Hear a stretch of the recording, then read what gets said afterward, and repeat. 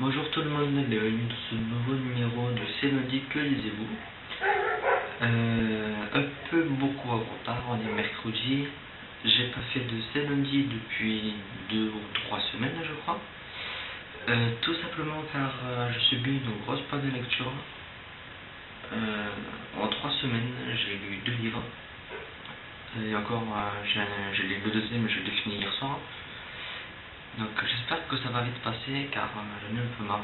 Même ma pile à lire n'augmente pas. Vous le verrez dans la vidéo In My Mailbox que je ferai bientôt, demain je pense. Donc voilà, ça m'énerve pas en fait de ne pas lire. Surtout que ma pile à lire elle m'appelle, il y a beaucoup de livres qui me font envie. Mais je sais pas, j'ai pas l'envie de lire, j'ai pas le courage. Et dès que j'ai envie de lire, en fait, c'est que je peux pas. Quand je suis au travail, etc. Et quand j'arrive chez moi, j'ai plus envie de lire. Donc c'est assez frustrant, mais j'espère que ça reviendra vite. Donc le premier livre que j'ai lu, je vous avais laissé avec celui-ci, c'est Entremonde. Un livre un peu de style Chihiro, etc.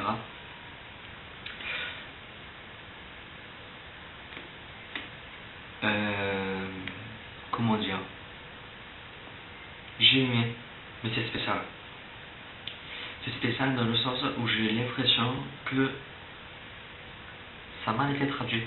Et je dis pas que la personne n'a pas fait son boulot, mais j'ai l'impression qu'ils n'arrivaient pas à faire retranscrire ce que le livre voulait nous faire retranscrire. Je sais pas si vous voyez ce que je veux dire, c'est assez spécial. Je sens que le livre était travaillé, etc. Mais dans l'introduction, je ne trouve pas ce petit quelque chose que le livre avait sur moi.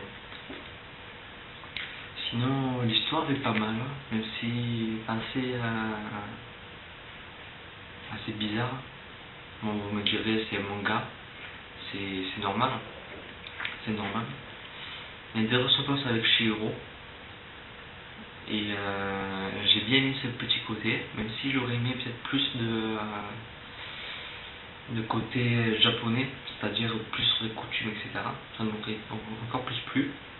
Mais voilà, sinon ça reste un livre agréable. Peut-être à lire en anglais pour ceux qui lisent VO. Vous me direz comment c'est. Sinon voilà, j'ai bien aimé, mais assez simple. Ensuite, pour la sortie d'Hunger Games, j'ai lu le guide officiel. Hunger, j'ai beaucoup aimé, même si peut-être pas assez développé. Peut-être parce que je suis habitué au guide d'Harry Potter qui font 1600 pages qui sont tout simplement magnifiques. Donc voilà, c'est quand même assez petit. Ça me fait plutôt penser à un magazine, ce qu'il y a dedans.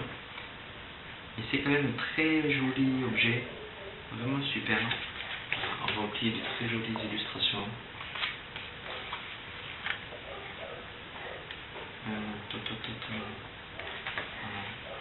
Plein de choses sur les costumes, sur les paysages, sur l'histoire, sur la création du livre.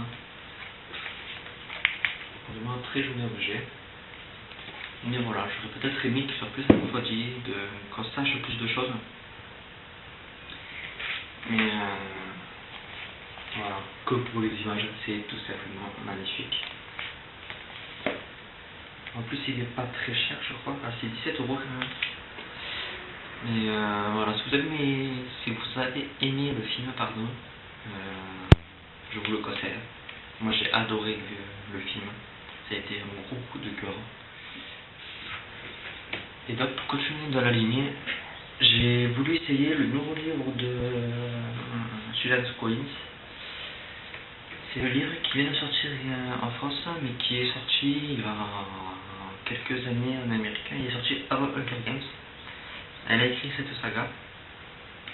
Et après, elle a écrit Hunger Games. Donc c'est son tout premier livre. Grégor, tome 1, La prophétie du gris. Je l'ai fini hier soir. Comme vous le voyez sur la couverture, c'est très jeunesse. Bon, j'abuse un peu, c'est très jeunesse, c'est tout. Comme autrement, je sais pas trop quoi penser. J'ai bien aimé, mais peut-être trop jeunesse, hein. Surtout quand on a lu Hunger Games, on peut pas s'empêcher de faire une comparaison. Mais ce qui est sûr, c'est que Susan Collins aime tuer les personnages, ça c'est sûr. Donc, dès le début du livre, dans la prophétie, ils annoncent qu'il y aura 4 morts. Et c'est des morts, voilà, on sait que les Hunger Games c'était déjà dans sa tête, c'est plutôt rigolo à voir, à lire plutôt. Pour l'histoire, c'est l'histoire de.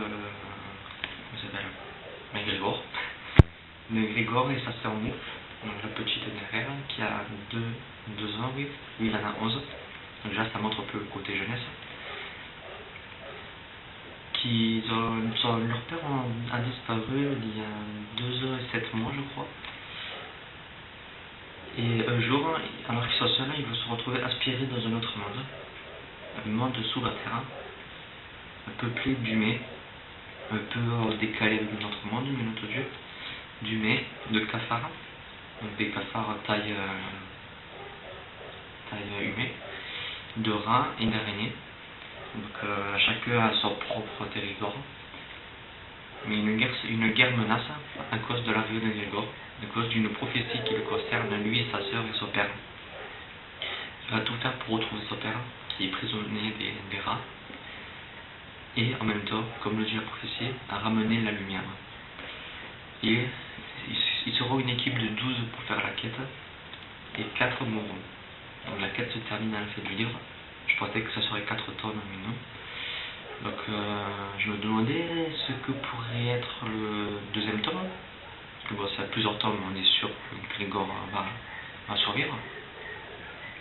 Je me demandais vraiment ce que pourrait être parler de la suite. Et à la fin, on nous balance une info, et on nous la lance comme ça. Je suis resté complètement bouche bée devant, je disais mais pourquoi maintenant? Même le personnage de Grégor est complètement perdu à la fin. Il se demande qu'est-ce que ça va mener par la suite.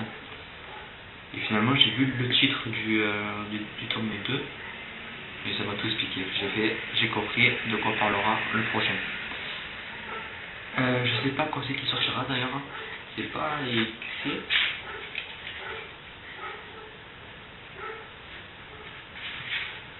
Non.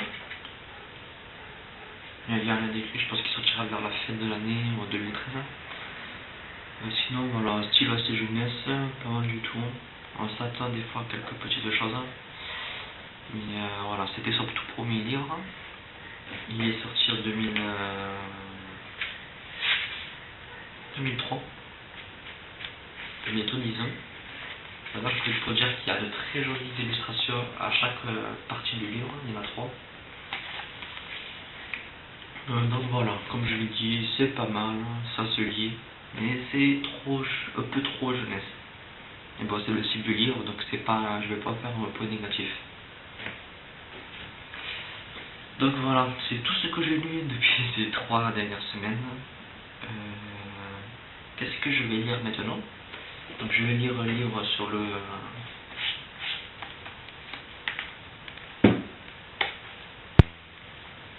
Kindle. Je l'ai pas encore dessus. Je ne peux même pas vous dire le titre. De 1, je sais pas si je peux le dire pour l'instant, et de 2, parce que je n'ai aucune idée en fait. Donc vous le décomposerez plus tard. C'est pas un livre fantastique, peut-être que ça me fera du bien pour ma part de lecture. Après ce livre, je compte lire un partenariat que j'ai reçu.